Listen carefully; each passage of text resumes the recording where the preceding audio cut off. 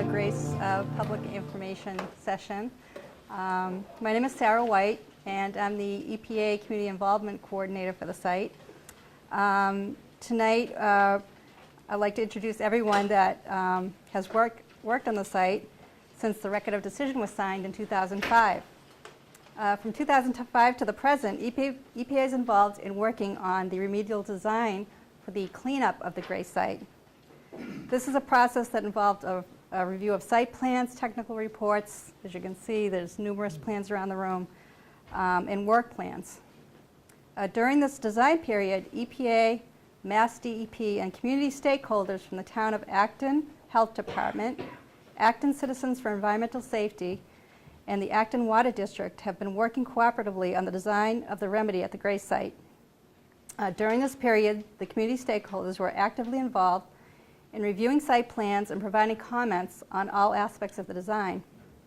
The information we present tonight is a culmination of the work that's been done over the past 5 years, and I think it reflects the input of all the community stakeholders in Acton. I'd like to acknowledge the following people who have been involved in the WR Grace design. And if you are here, please stand up or raise your hand. Doug Haley, Town of Acton Health Department. Matt Mostoller, Acton Water District. I'm not sure if Jane's here. Jane Sarasso, who is also with the Acton Water District. I just want to acknowledge Jane's involvement. Chris Allen was also very involved, Acton Water District. I'd also like to remember Mary Michaelman, who is an integral and active participant in the Grace cleanup and ACES. And EPA recently recognized Mary with a Lifetime Achievement Award at its annual award ceremony at Faneuil Hall. And here, on behalf of ACES, is Carol Hawley. And if Carol, you can just I'd like stand to up. recognize other board members, Tom Michaelman, Pam Reeser, and Eric Kilfer. And not here, but originally very involved was Bob Eisenberg. Okay, thank you, Carol. Moving on to some of the federal and state partners involved in the Grace site cleanup. We have Derek Golden, who is the EPA project manager for the site. Derek will be presenting at tonight's presentation on the project.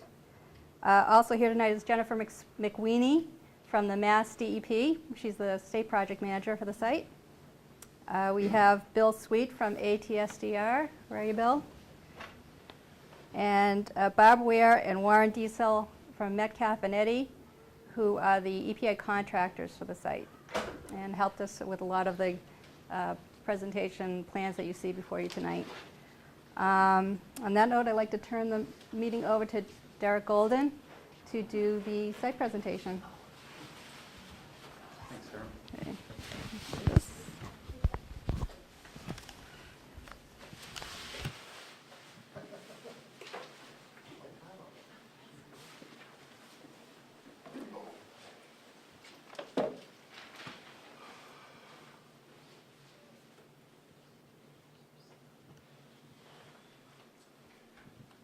Good evening, everybody, and thank you for coming to the WR Grace informational meeting here tonight. We appreciate you coming and your interest in this project. I do see a lot of familiar faces out here tonight, but for those of you who aren't familiar with myself, again, I'm Derek Golden, and I'm the EPA Remedial Project Manager for the WR Grace site.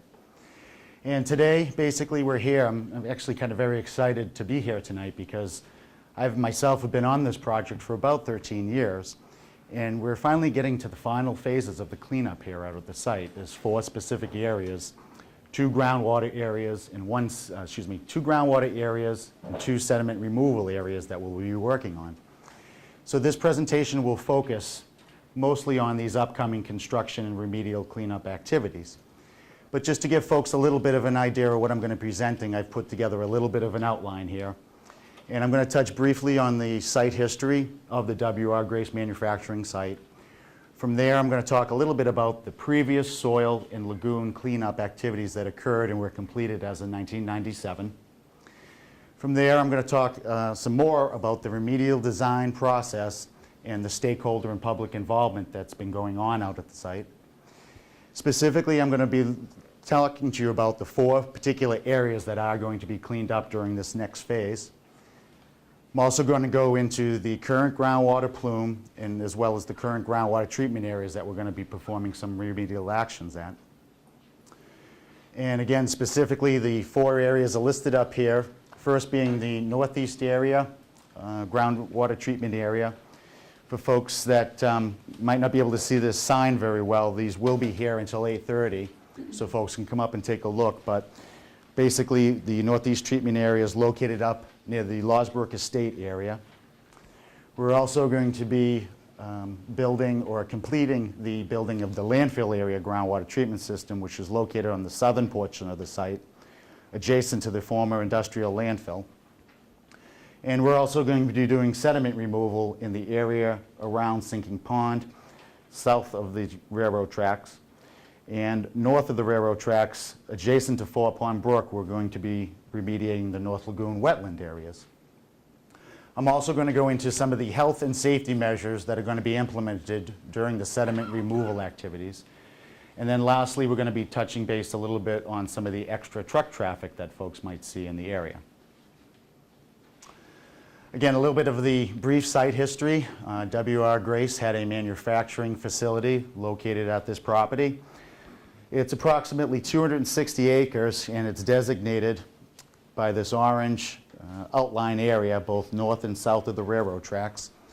And they used to make rubbers, plastics, latex materials, concrete additives, organic chemicals, battery separators, etc. And as part of this process, the wastewater from this manufacturing process was disposed of in unlined lagoons, former lagoons that have been remediated. And those were primarily located on the southern portion of the site. There was one lagoon north of the railroad tracks in this location called the North Area Lagoon area that has been remediated. The problem with this disposal was that this water also contained volatile organic compounds, or VOCs for short. And eventually, over time from these discharges, these VOCs migrated down into the groundwater table and basically contaminated the aquifer that supplied drinking water to Assabet 1 and 2. And in 1978, it was determined that these 2 wells were contaminated with a contaminant called vinylidene chloride, or VDC for short, and these wells were shut down when this was found out. In 1984, W.R. Grace and their consultants did install what they had called an aquifer restoration system. Basically, that was a temporary measure for groundwater treatment in the southern area of the site in an attempt to mitigate or stop the contaminated groundwater from reaching the Assabet wells, as well as from reaching the northern areas of the site. A little bit more about the brief site history. This photograph here is actually a side view of the former industrial landfill. And basically, the soils and sludges and other contaminated materials from these former lagoons were excavated. They were thermally treated to destroy the VOCs. Cement was added to basically make it so that it was not going to be mobile any longer. It was placed in this landfill area, and then it's capped and covered. And that was completed in about 1997. And there was quite a considerable amount of materials that were taken out, approximately 170,000 cubic yards of material. Timeline, just to give folks a little bit of a reference, in 1983, the W.R. Grace site was placed on the National Priorities List. That's a federal cleanup site for sort of the worst sites. From 1999 through 2005, we did several investigations that would really culminate in what's called a remedial investigation.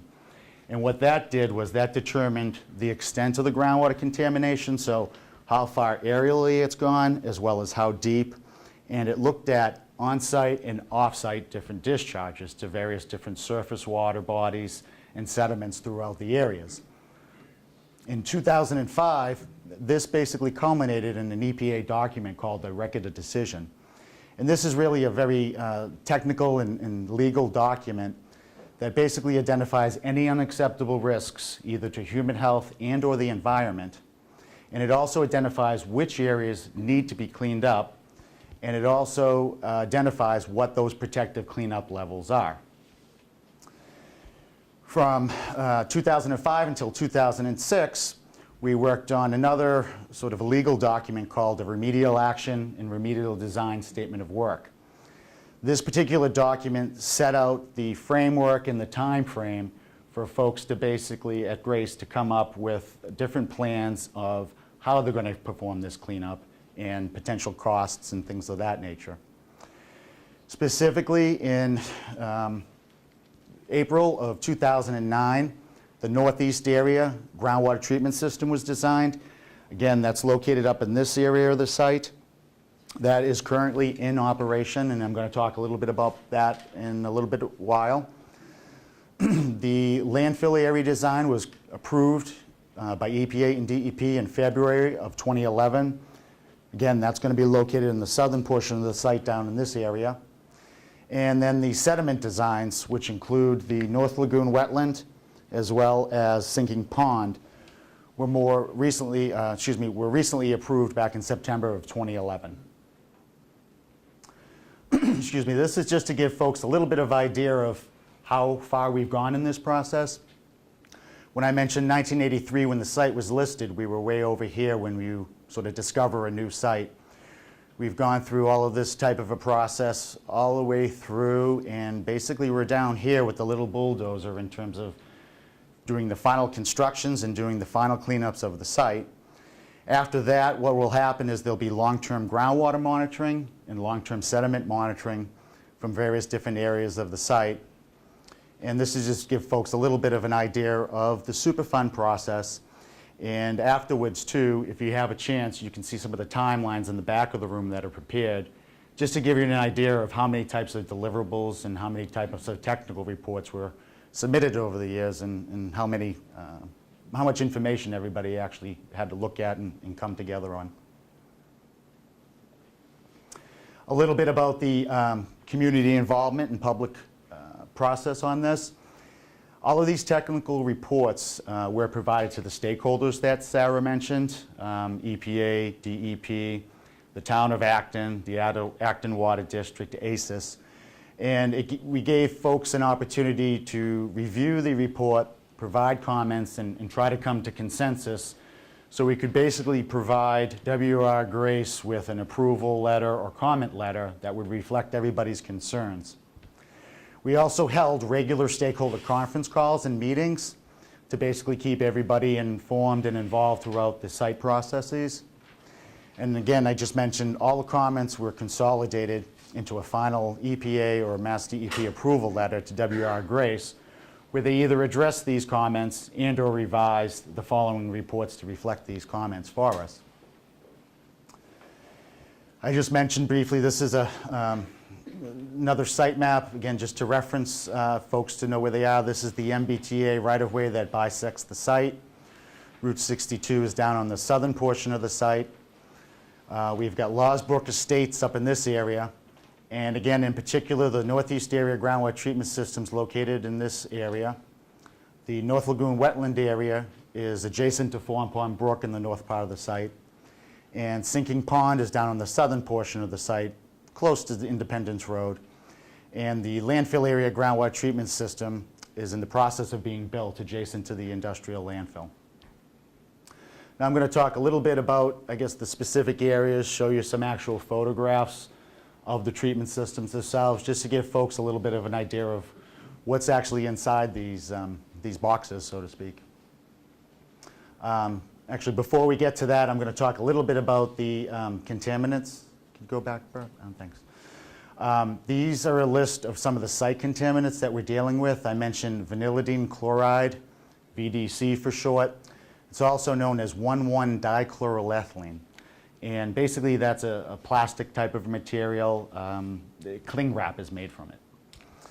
We also have benzene that's in the groundwater. That's a constituent of gasoline. We have vinyl chloride, which is a breakdown product of a lot of different VOCs, and it basically degrades. A lot of different VOCs degrade into vinyl chloride. We also have a chemical called trichloroethylene, or TCE for short. That's an industrial solvent or degreaser. There's also a contaminant called 1,4-dioxane, which was used as a stabilizer and/or like a reaction agent for some of the manufacturing processes, and/or it was also incorporated into trichloroethylene at times. And you'll notice on the bottom there's two inorganic chemicals or metals that are listed, arsenic and manganese. Some of the contaminated information I think is pretty interesting information. There is a little bit of a typo here. This first line should say approximately 5,959 pounds of total VOCs have been removed for date. So just to clarify that. And basically this has occurred since the aquifer restoration system was installed in 1983 until pretty much the present in May, beginning of May or so, as they started bringing the new treatment system online. And this basically equates down to 4,839 million gallons of contaminated water that's been pumped and treated throughout this time period. And the reductions in the groundwater contamination, they are really from a combination of a few different things. First of all, from operating this aquifer restoration system since 1984, they gave us these amounts of pounds of VOCs removed and gallons pumped. The former source areas or lagoon areas were cleaned up and remediated, so that no longer acted or acts like a source to groundwater contamination. The Northeast Area Treatment System has been online now for a little over a year, and of course, monitored natural attenuation has also been occurring, and that's been helping to reduce the contaminant levels. And I think these next few slides will give folks a good idea of how much the contaminant levels actually have reduced over time. So just to explain this to folks, this orange area that's designated here represents anywhere pre-1984 where the vanillidine chloride exceeded the cleanup level of 7 parts per billion. 7 parts per billion is a maximum contaminant level that's safe for drinking water. So this, again, just shows you the areal extent. It's not going to show you how deep it was. But as you can see, it goes pretty far to the south, southeast, and northeast. This next slide here is a 2001-2002 time frame. And you can see that through the operation of the aquifer restoration system and measures that these areas have reduced a little bit. And I think it's even more noticeable now in 2010. You can really see how the plume has sort of shrunken. So Sarah, if you could just go through those maybe again real quick just to kind of give that visual. Again, 1984 VDC plume, 2001 VDC plume, and more recently 2010. And a couple of other facts I did want to mention that's on this slide. You do have, in the northern area, these are known as the School Street well fields that do supply some of the town's water. On the southern portion of the site, you have Assabet 1 and 2 that currently supplies water to the Acton Water District. And the Water District is currently considering activating a new town well, Assabet 3. Now, another site feature on this particular map I wanted to mention is you might notice this little dashed purple and white area that goes around the perimeter of the site. And basically, this is an area that we've established as a private well area that has a moratorium basically on the installation of any new private irrigation wells. And the idea here is that even though this area might not be in an area that has groundwater contamination, we don't want to cause unintended movement or unexpected movement of the plume towards those areas. And this is an area that also, too, we would be reevaluating on a periodic basis. So as the plume does clean up, the area should shrink in terms of where this private moratorium on wells should be located.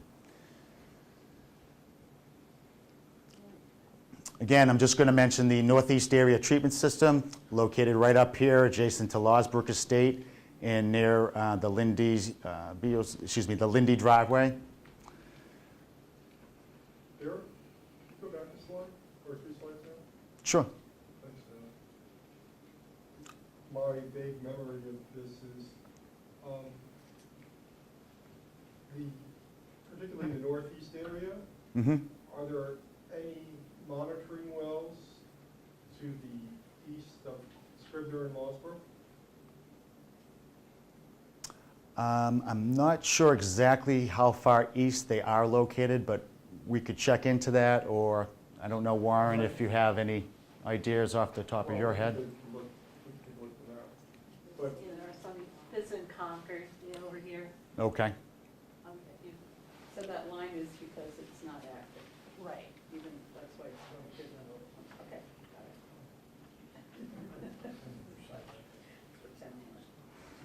it. Okay. This actually is just a photograph when they actually installed the Northeast Area Groundwater Treatment System. One of the interesting facts about this is it was a prefabricated unit that was made in a factory. So basically it was shipped to the site, ready to be installed and ready to be hooked up to the electrical and all of the recovery and injection well configurations. This just gives you a little bit of idea. Excuse me, this is just a general schematic to kind of show you how the system works. We also have some larger poster boards over here of these same slides. And these are actually photographs of the interior of some of the equipment that's in here. Basically, this Northeast Area Treatment System has been in operation for about a year now. It pumps from about, say, 20 to 25 gallons per minute from the deep overburden areas. And basically, inorganics or metals are removed, and then basically the VOCs are stripped out with a low-profile air stripping unit before being re-injected, the clean water being re-injected back into the aquifer in the Northeast area at a higher level. Again, the location of the landfill area treatment system is located adjacent to the former industrial landfill right here. We have an actual picture of the outside. It's sort of your typical prefabricated metal building. It's located on the Grace property. Again, we have a schematic here showing the different components of the system. We also have, various different photographs showing what the actual equipment looks like. This is a little bit of a larger treatment system. It treats about 50 to 55 gallons per minute of contaminated groundwater. We also have some metals removal processes. And this system's a little bit different here because we're treating for not only VOCs, but for 1,4-dioxane. And in this particular case, 1,4-dioxane can only be destroyed with this particular unit called the Purifics photocatalytic unit here. And basically, before the clean water is discharged into Sinking Pond, there's a few different effluent tanks that sampling can be performed from to make sure that it meets protective cleanup levels for both human health and for the invertebrates and critters that live in the pond itself. Sinking Pond, I've mentioned a couple of times just to show folks again, it's right in this area. This area is slated for sediment removal or dredging. It's a photograph of the Sinking Pond area. This is sort of the boat launch area where folks set off to do any types of sampling. And we also have some additional following slides that will show you where we'll be excavating from around Sinking Pond area. Again, this is a little bit of a blow up. This entire area is the Sinking Pond area. You might notice the green area here that really designates where we'll be remediating or dredging down to approximately 1 foot to remove contaminated sediments. This area is the inlet area. We'll be dredging down a little bit deeper here, maybe down to about 2 feet or so.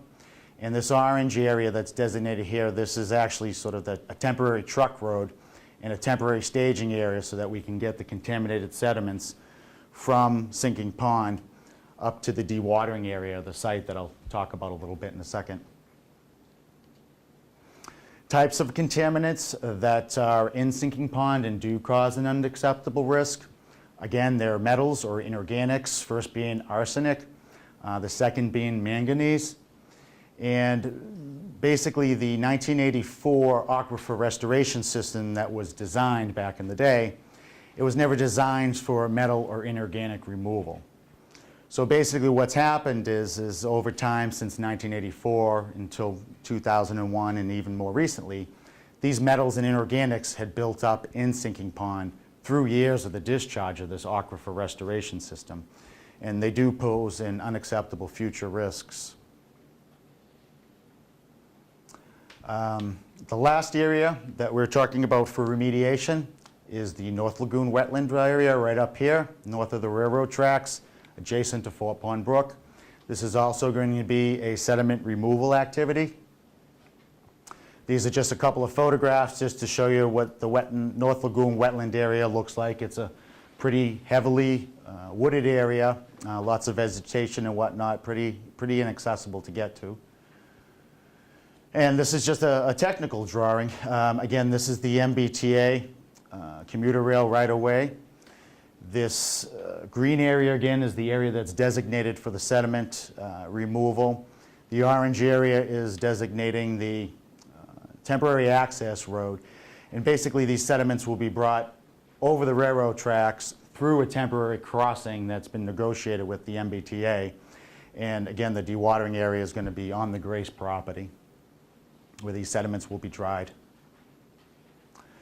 Types of contaminants you see in North Lagoon wetland, very similar to sinking pond. We see these inorganics or metals, arsenic and manganese, which again are naturally occurring, but they were probably likely mobilized from the soil contamination, from the VOC contamination that was in the soil in the former North Lagoon area that was remediated in 1997.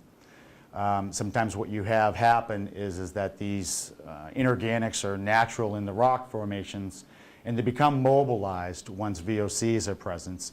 And eventually, once the VOCs are removed and you do the cleanup, the inorganics also reduce in concentrations over time.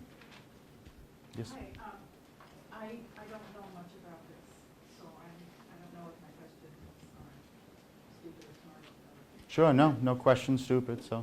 Okay, so when you say the arsenic and manganese are mobilized by the VOCs, what exactly do you mean? That they break down the rock that the inorganics are in, and then the inorganics can move?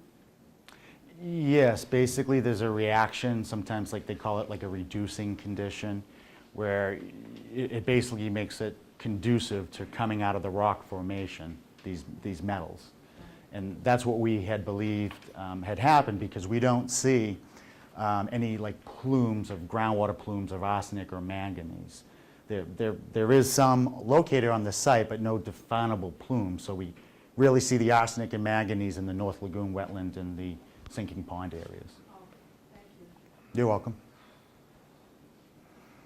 A little bit about the dredging process. Again, I think it's important to kind of know that this is going to be a wet dredging process for sediments in sinking pond.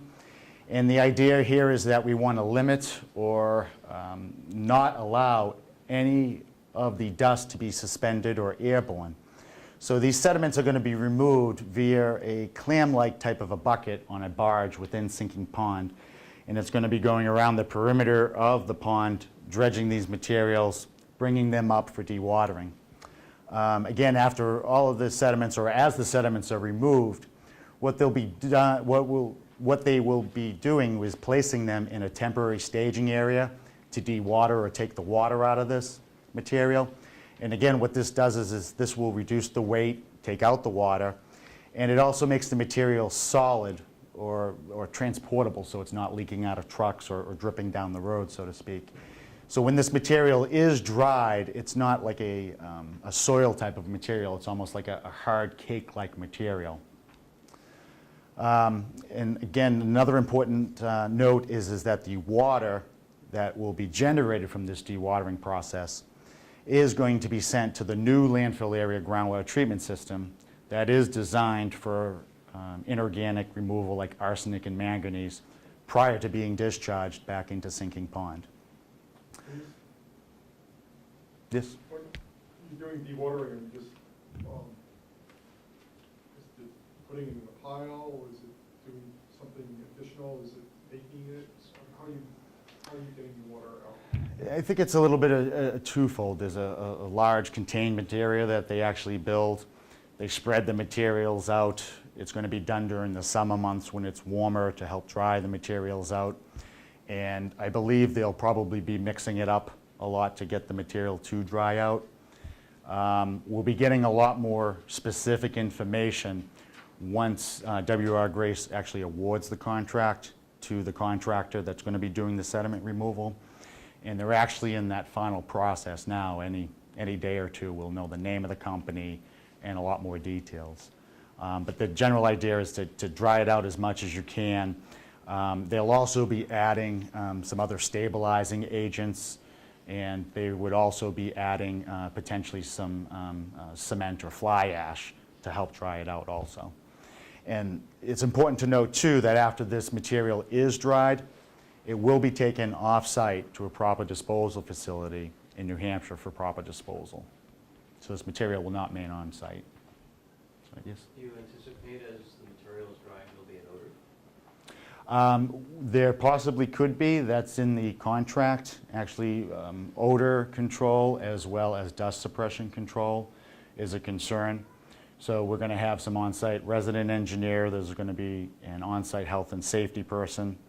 Also, our oversight contractor, AECom, will be performing field visits to make sure that they're following the health and safety plan and there's no excessive odors and or dust, because we want to make sure that nothing is friable or gets into the air. So yes, that'll be a part of the cleanup. Is there one more question? Yeah, regarding the disposal to the site in New Hampshire, Mm-hmm. when things like this are sent to a disposal site, do they live there sort of in perpetuity? Or can some or all of the disposed materials be sort of turned into something else? I don't know what the process is. It's actually twofold. First of all, I should mention that we've done some preliminary characterization to show that this material is a non-hazardous waste. So it's not, classified as a hazardous waste. And depending on the disposal facilities, some facilities, depending on the contamination, they'll thermally treat it. Some facilities will use it as landfill cover. Other facilities will use it in the landfill itself. So it really kind of depends on that final facility. Okay, I might have touched on a couple of these during some of the questions, but this is just to talk a little bit about some of the health and safety precautions that will be performed during the sediment removal activities. And you might notice there's a large picture over here next to Sarah. That's a typical picture of the 18-wheeler type of a truck that we'll be using to transport the sediments. This truck is also just on the slide here to give folks an idea of what to expect. Another important note to keep in mind is that to avoid, I guess, any dust or any materials from actually getting onto the side of the trucks or the wheels of the trucks themselves, the entire inside of the truck, as well as being draped down the sides all the way covering the wheels, will be a heavy plastic liner. So basically they'll line this particular truck. They'll put on these dried sediment materials in the truck, wrap it all up like a big burrito, so to speak, and then they'll also be using another secondary cover to keep any materials inside on the load as they're transporting it. And again, it's important to note that we're doing a wet excavation, which should limit or not allow any of the material to become airborne. And lastly, if there is some dust that is generated on the site, we'll be using a water truck to keep that dust remaining on the site as opposed to being moved off the site or Independence Road. Some additional safety precautions here. There is going to be air monitoring that will be done, and this will be done during the actual sediments excavation. It'll also be done while they're dewatering these materials, and what this is it's an air particulate monitoring.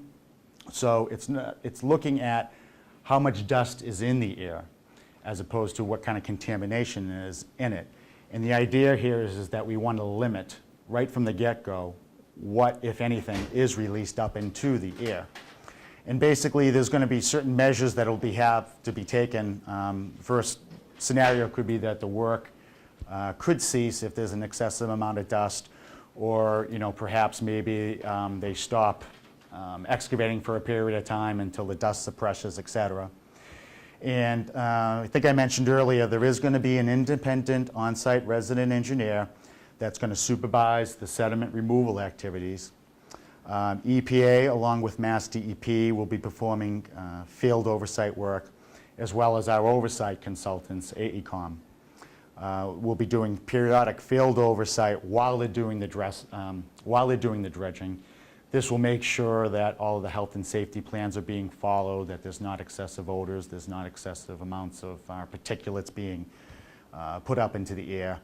And lastly, we will also confirm that when they do the post-confirmatory sampling, or when they do the sampling after it's been dredged, that we do meet our appropriate health-based cleanup levels. This is, again, figure 1. Everybody's probably getting familiar with this by now, but what we try to do here is try to depict a couple of possible routes that these trucks will have to take. And the majority of the truck traffic you are going to see is going to really occur once the sediments are dried and are removed off of the site. There is only one way in for access to the site, which is Independence Road, located right here, so we have to come out through that way. And WR Grace is currently in discussions. I believe it's Detective Cohen, who is sort of the truck person for Acton. And he's going to be establishing what the most appropriate and final route should be and safest route for the truck traffic. But right now, the two options they're looking at, I think the first option is to come down Independence Road and to perhaps take a sharp right onto the Parker Street. The second scenario would be to keep continuing down High Street, and take a right on High Street and head up to Route 27 to Route 2. But again, neither of these have been really finalized, and in fact, I just learned this evening that in a couple of weeks, Officer Cohen will be out on site with the contractor, WR Grace, to look at these various different routes to basically establish the most safe and direct route for this work. Some additional information about the truck traffic. The sediment activities are expected to last about 14 weeks. Our operation schedule is going to be a typical Monday through Friday during the hours of 7 to 6. At most, you could possibly expect to see 15 trucks per day that would enter the site, making 2 round trips each. And this is scheduled to actually begin in the late June timeframe and will be completed by the end of August. And 2 points to note is that you won't see this traffic every single day. It's going to vary as they remove materials, and it's going to take some time to let these materials dry. So it's not going to be 15 trucks twice per day, Monday through Friday, for this entire time frame. That's going to vary. And I just wanted to also briefly mention too, the public involvement going forward during this construction phase. We're going to continue to still have our stakeholder conference calls and/or meetings during the sediment work. In fact, in the next few weeks, we'll be having a pre-construction meeting to kind of go over some of these health and safety issues, to meet their contractor, et cetera. And we're also going to be providing the stakeholders with monthly construction updates that'll be prepared from WR Grace to basically document what activities are going on. And lastly, this is really the conclusion, I guess, of my presentation. From here, we can open it up to some additional question and answers for either myself or any of the stakeholders. After the sort of question and answer session, we'll still be available, and these posters will all be available, as well as all the stakeholders and myself will be around here to answer any other type of questions you might have or specific questions. And we're going to try to wrap up by 8:45 or so, because the library did ask us to vacate by 9 as they close properly. So I guess with that, just the last thing is, again, there's some additional contact information. Myself, Sarah, Bill, Jennifer, Doug, Matt, and on behalf of ACES, I'm not sure, Carol, if that's the best way to contact somebody at ACES at this point. And we're hoping that this will go smoothly, and we'll get it done by the end of the summer like we have it scheduled. And I guess lastly, we'll probably be doing another community update or fact sheet similar to what's at the front door at the end of this process, just to let folks know what the final amounts of sediment removed were, how well we've cleaned up, if we met the cleanup goals, all that kind of information. So I guess from there, we'll open it up to some additional questions that I'll try to answer. I think this fellow had his hand up Do you have first. people stand so I can just see who's talking? Sure. If you don't mind, would you mind standing? Derek, you mentioned that Grace is hiring the contractors for this work. Does the Yes. EPA have an approval process for those contractors? To make sure you're comfortable that they're going to satisfy the terms? Not so much with the contractor itself, but the contractors required to submit to EPA and DEP and the various stakeholders for review different documents like a health and safety plan, project operation plans. That's how they're going to do it, how they're going to minimize these things. So we have control over how they're going to do it. But basically with these contractors, I believe they went through a bidding process where they had about 3 different types of bids. So they look at cost, and then they also look at who's the most technically qualified before they decide. And then as the process kind of is ongoing, we have an opportunity to make sure that when they say they're going to do something, that we agree that it's okay and that they actually do it. Just a couple other hands. This gentleman back here. When you showed the 1984 view of the extent of the VDC plume in the northeast area, Uh-huh. I remember though a few years ago that there was some sense of surprise either about the presence or the extent of that plume in the northeast. Do you remember exactly what that mismatch was? And then did you revise the 1984 idea? No, actually, let me get a map over here. I think this one is a little bit more descriptive to your question. Yeah, you want to hold it up? Thank you. This is a similar plume map, and this is pre-1984 here. And basically, the disconnect here is that you only had a few different samples that indicated there was contamination of VDC in this area. So, and these samples were taken by others, not W.R. Grace. So basically, the realization of the extent of the northeast area was really made in 2001, 2002 timeframe. Okay, so the 1984 picture has kind of been filled in the in-between connected the dots. Exactly. We basically had this limited data and said, okay, we don't know what the concentrations are, but we knew the extent went into this area. So that's how we inferred that it was there in 1984. And then the other part of my question, was there any 1,4-dioxane tested for or discovered in the whole northeast area? Or is that just There has been recent testing done site-wide for 1,4-dioxane.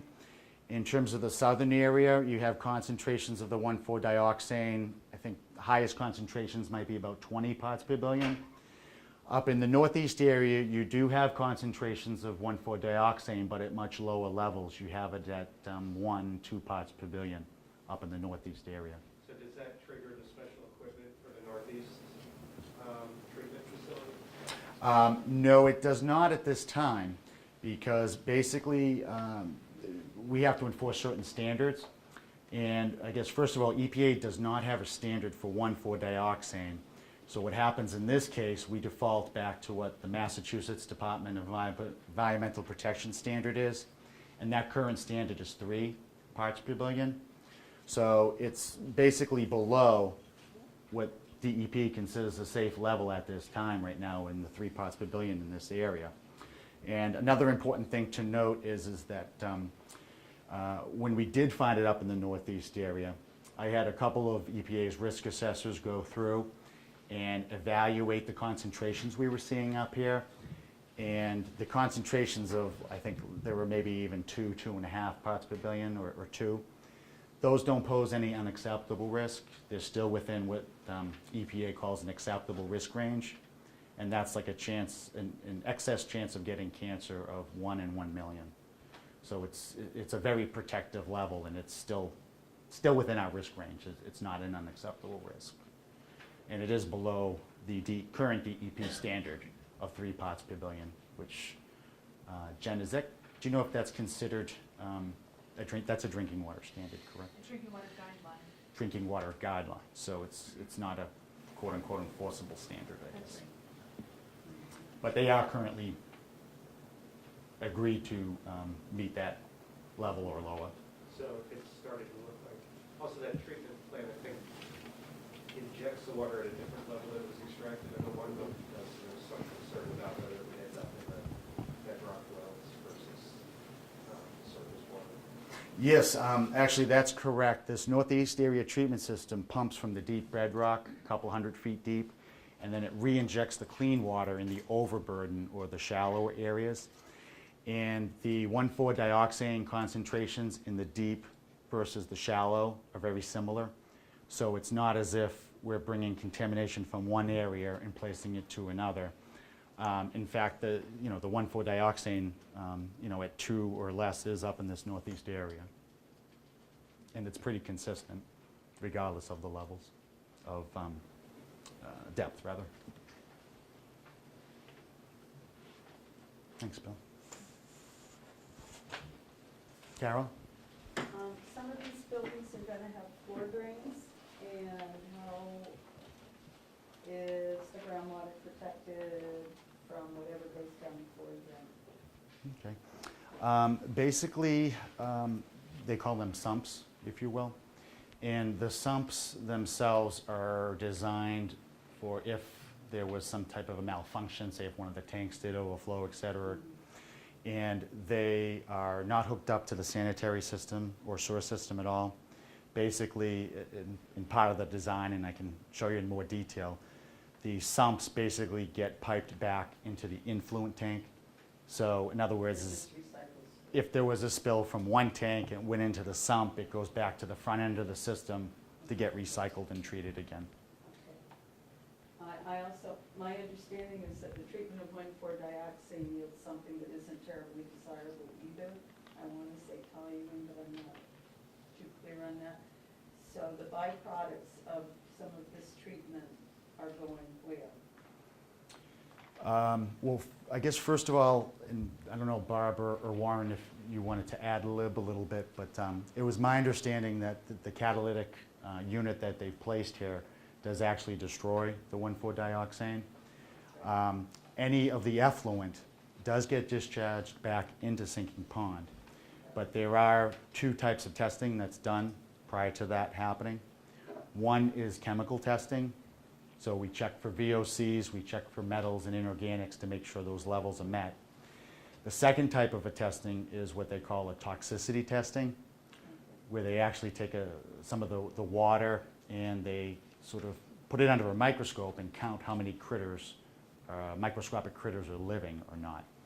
And if there's a problem where there's a certain amount that aren't living, then they have to immediately cease treatment and we have to go back to the drawing board, so to speak, and figure out what the problem is.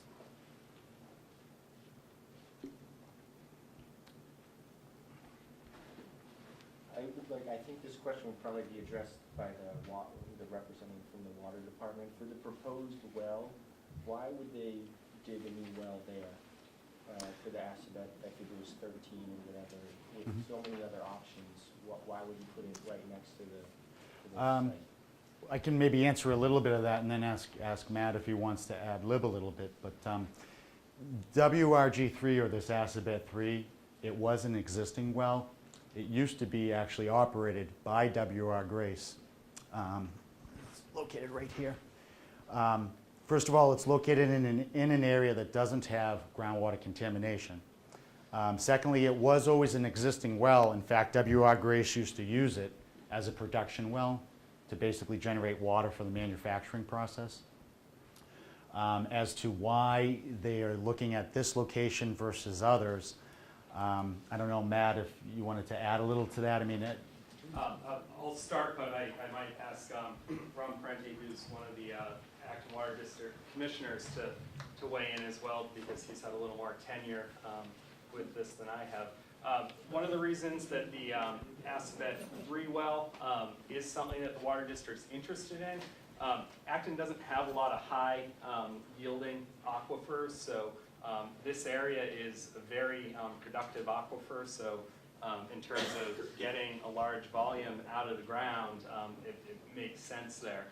It's also in close proximity to 2 of our other well facilities, and basically what that does is it offers an economy of scale when we go to further treat the groundwater to make it acceptable drinking water. So instead of going off and finding some other location, which we've done a number of times, we have multiple well fields all throughout town. It really makes sense to kind of consolidate your treatment facilities, and again, going back to the productivity of the aquifer, the more gallons per minute that you can get out of the ground, the more cost effective that is when you're producing drinking water. Does that sound reasonable? All right. So, Matt? Yep. Are all those wells, are after 1, 2, and Scribner and Losbrook, are they currently production wells? Yep, all of the wells that you see except for the proposed Assabet 3 are current production wells. All 5 of the existing wells, the Losbrook, Scribner, Christopherson, Assabet 1 and 2, all are production wells that go through a treatment process currently to remove VOCs from there. The Assabet wells, the plume has kind of over time been cleaned up. Derek kind of talked about the reasons for that, but we continue to operate treatment at those facilities just to give an extra measure that any contamination doesn't make it out to our customers. Hi. Considering there's a concern about drawing the plume, if there were private wells up in the northeast section, isn't that same concern valid in the Assabet well area?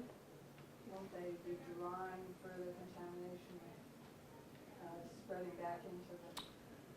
Well, I guess one thing that I didn't mention is prior to even, I guess, Assabet 3 even coming online, or even before the Water District thought about this idea, they proposed, or I guess they asked WR Grace to do groundwater modeling to basically say if we were to put a well in this location and we were to pump at 500 million gallons per day, would the contamination potentially get to this area? So they did do some modeling to determine that, and the results basically showed that there should not be any contamination that's drawing this area.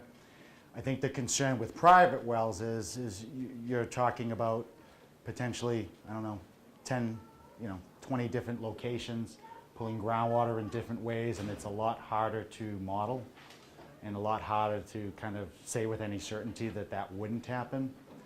I think the other part of that also too is that these groundwater treatment systems that we've designed and are operating right now, they're based on certain groundwater flows. So we assumed that Assabet 3 would be running someday when we designed this system. So in other words, I guess if more wells were to come up in this area, in the northeast area, it could maybe move the plume in certain ways that this system might not clean up as good.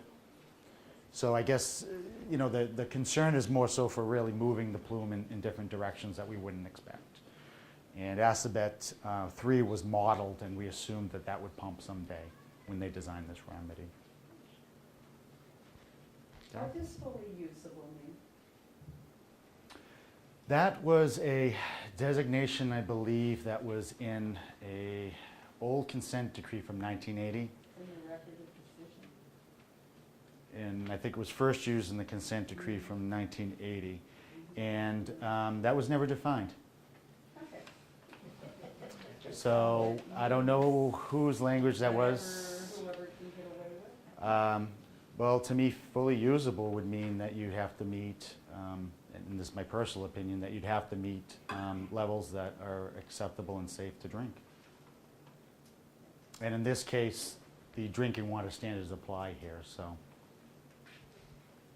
So eventually, the goal is to return the raw water in the aquifer to drinking water standards, so Cool. that the treatment will no longer be required. Correct. Correct.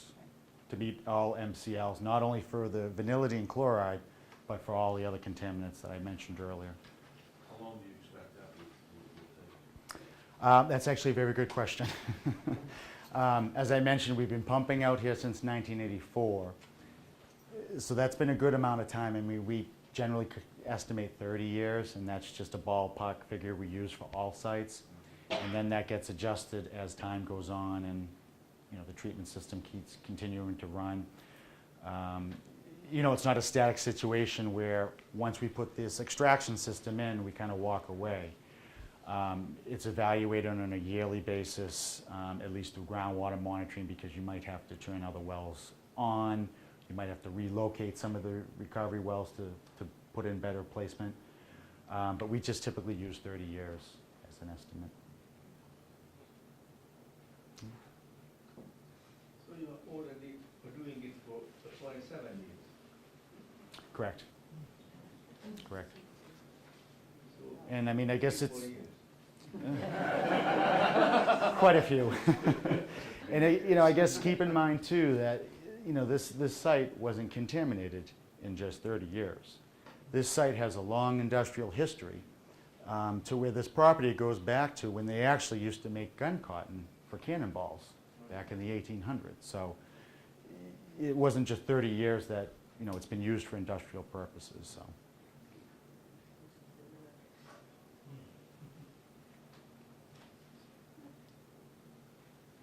But, is there a couple more questions? I think this would probably be addressed by the Board of Health. What illnesses in humans do these volatile organic compounds cause? And has there been any effort to monitor the epidemiology between each one of the areas that these, that are fed by these wells? So if there's any increase in these illnesses in these areas? To answer your question, yes, but we actually have a fellow from ATSDR, which is the Agency for Toxic and Disease Registry, and they've recently completed a public health assessment for the site and looked into some of these concerns that you just mentioned. So I don't know, Bill, if you have maybe a little brief handout of Don't the have a summary? handout, no, but I can answer that a little bit. Cancer has been looked at. That's one of the very few, pretty much the only disease that we have good, accurate records for. That is handled by the state cancer registry. The State Department of Public Health, with whom my agency has a cooperative agreement, does that work. The agency itself does not. I don't remember the details. There's nothing particular that comes to fore. Part of the problem is that you have a rather small population, and with a small population, it's very difficult to get accurate statistical measures. One extra cancer case makes a huge difference percentage-wise, but that could happen simply by chance. So the epidemiology is very difficult to pin down really well, but yes, it has been looked at. I can talk to you a little more about that if you want. I think before you, Carol, this woman had a question. You're in charge of these conclusions, I take it, on this handout that Yes. was mailed to us? Well, I don't find them at all calming. In fact, they make me more neurotic than I was before, because it seems to me that it says nothing. You didn't, you know, there are gaps, there are limitations, and therefore you don't know anything.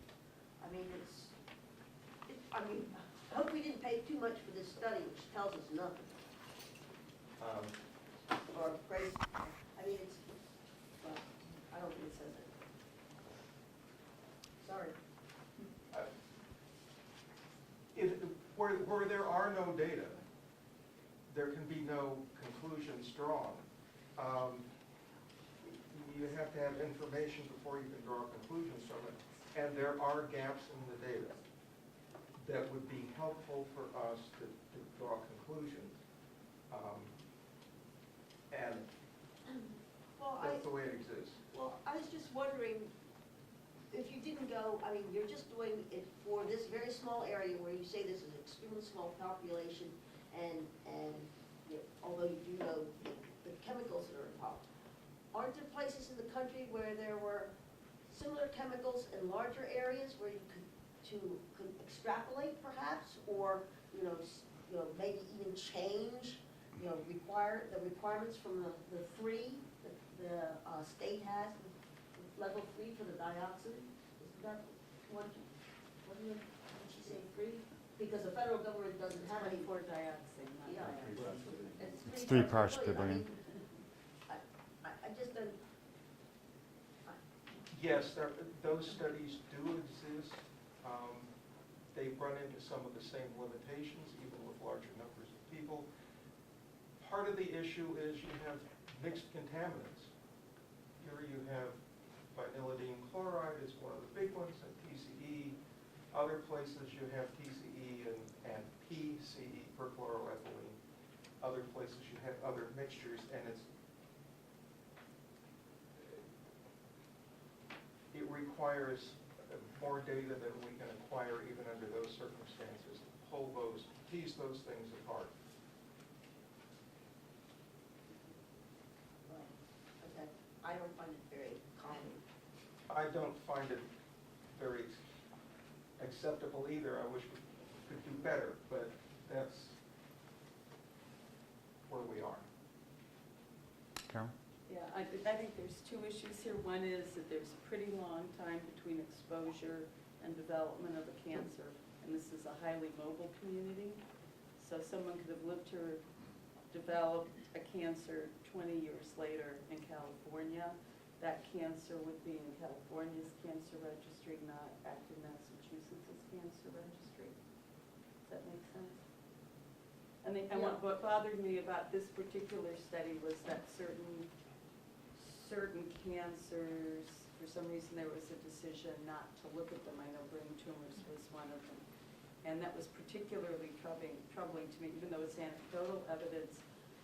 I just have heard about a substantial number of brain cancers in the general Acton and West Concord area over the years, and whether they show up in the cancer registry, I don't know, but I was upset that brain tumors and brain cancers were not explored in this study.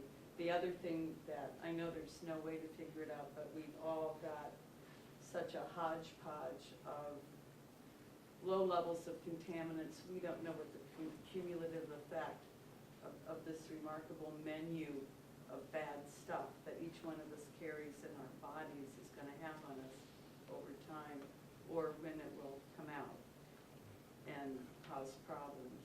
So speaking as someone who has not had town water since I've been in Acton, I don't think this is relevant to me, but I do think in general we need to really be careful to make sure that we can clean everything up to the highest possible level and keep our exposures to anything minimal in order to avoid further problems in the future.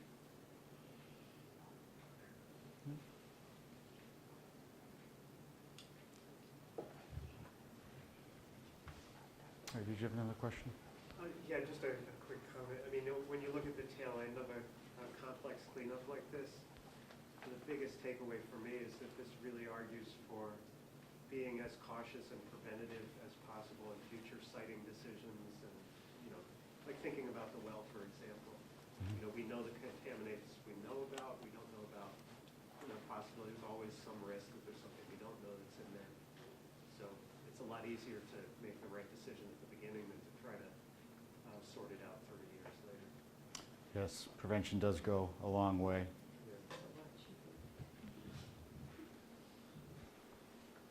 Did you ever look at like birth defect rates and that kind of thing? Yes. Basis did.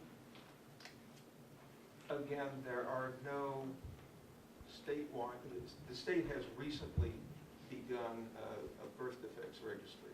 I'm not sure how recently, but it doesn't go back that far. So there's not a good base of information to go on. That's one of the few registries where we have complete data. If you look at estimates from lots of other diseases, depending on who you look at, you can come up with widely divergent estimates. Even things that are as common as, unfortunately common as asthma, you can get widely different estimates of rates because we do not have good complete data. Grandmother research, for whatever it's worth, a friend of mine who grew up in South Acton, is now in her late 40s, remembers that a lot of people she went to high school with had problems with pregnancies, and there were, she said, a remarkably large amount of birth defects among her friends' children. Nobody knows why. But Again, without knowing the details and the complete histories of that group, Mass DPH did a follow-on at the Nyanza chemical site in Ashland. And spent years and huge gobs of money tracking down people who went to high school in a particular time frame, and did find that there were excesses of certain cancers in that. It's very difficult. It's fraught with all kinds of problems in just tracking. I mean, people disappear. And so it's very difficult to get good information. It can be done, but it's very expensive. It's very time consuming. It takes a very long time. If there were sufficient reason and somebody could be convinced that somebody should spend the money on it, well, it could be done, but it's very difficult.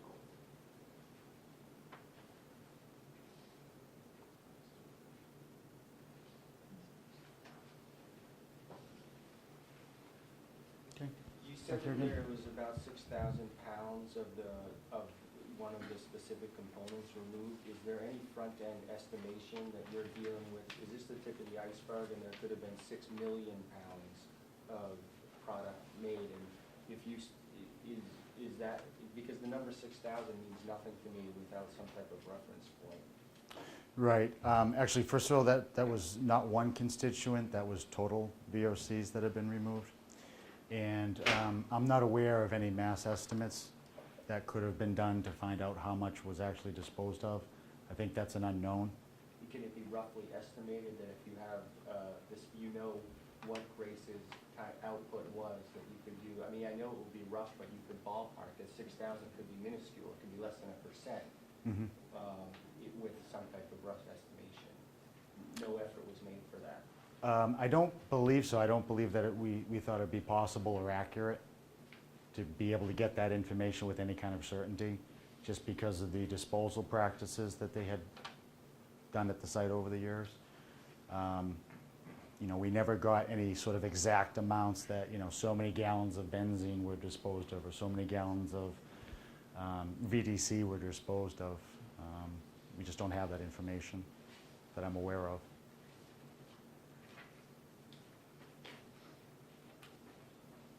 Just a quick follow-up. Since there is at least for VDC, I know they did a plume model and used that as an indicator of some of the other toxins that are present. Given the estimated concentration of volume, could an estimate of mass be deduced from that? That's a good question. I'm not sure. I don't know. Warren, might have any thoughts to that question? If we could do any kind of flux calculations or whatnot, or? I think Grace's consultants had done something similar to that in the northeast plume. If you were, back around the time the rod was being done, they were estimating how many gallons of pure contaminant were still in the aquifer. Mhm. If you recall, was that the question? Or? Yeah, I think so. I can't remember what it was offhand, and I just remember it was an estimate. And I don't know how accurate that estimate really would be. I think, you know, the biggest thing is to monitor it over time and to try to get an idea for how far extent-wise and depth-wise it's either shrinking or moving in the concentrations.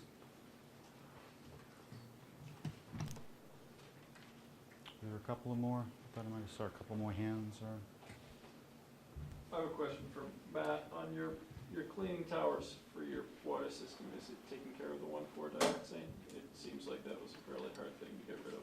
Yeah, currently, the treatment that we have in place doesn't fully remove 1,4-dioxane. It does remove a portion of it, but it does not remove it all like it does for the other VOCs. Really, destruction is the way to get rid of 1,4-dioxane.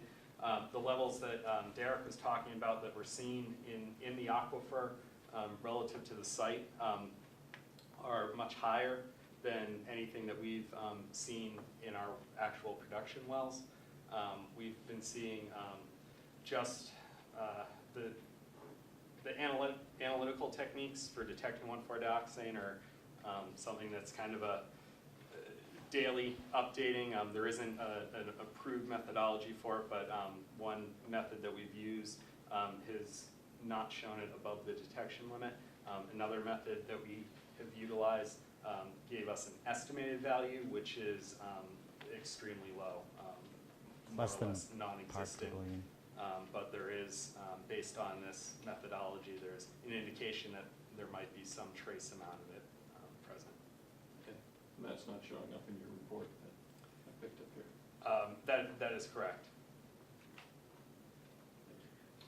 2 years ago, it would have shown up in the report. So we do have, I think the first time we tested for it was in 2007 or 8. And then once we determined that it didn't seem to be an ongoing issue, we modified our sampling schedule. And the last sampling round didn't show any in any of our facilities. Thank you.